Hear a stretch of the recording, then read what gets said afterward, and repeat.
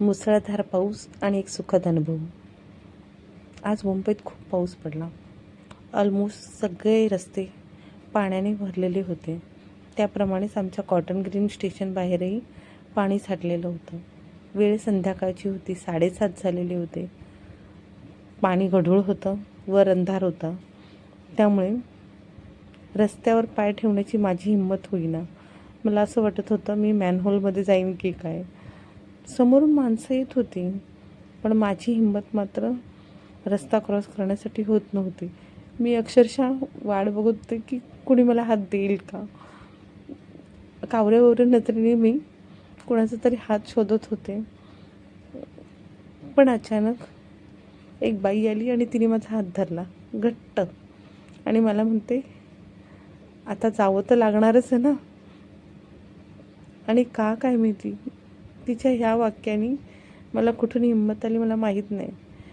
मी एका क्षणाचाही विलंब न लावता फुटपाथवरून रस्त्यावर उतरले. आणि तुम्हाला खोटं वाटेल, अक्षरशः नंतर रस्ता क्रॉस करण्यासाठी माझी पावलं पुढे होती आणि माझ्या पावलांवरती पाऊल ठेवून त्या मागून येत होत्या. म्हणजे नक्की रस्त्यात वाट मी दाखवली की त्यांनी मला सोबत केली म्हणून वाट मिळाली मला माहीत नाही.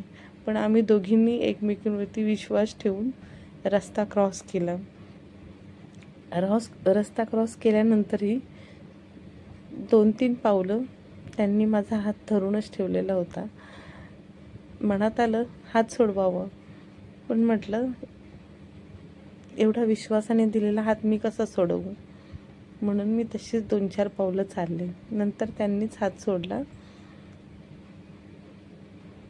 त्या क्षणी लक्षात आलं या बाईची आपली काही ओळख नाही, आपला परिचय नाही, पण तरीही तिने किती विश्वासाने माझा हात धरला आणि मला न विचारता.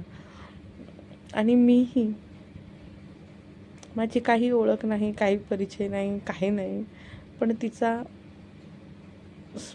स्पर्श होताच.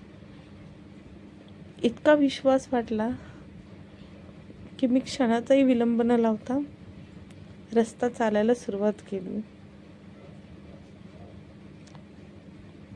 ह्यातून मला कळलंच नाही नक्की की विश्वास फक्त आपल्या माणसांवरच ठेवायचा असतो की जो कठीण प्रसंगात आपल्यासोबत उभा राहतो त्या परक्या माणसांवरही ठेवायचा असतो. कदाचित असं म्हणतात की देव आपल्या मदतीला येतो. या छोट्या प्रसंगातून पण असा अनुभव येतो की आपल्याला देव मदत करतो.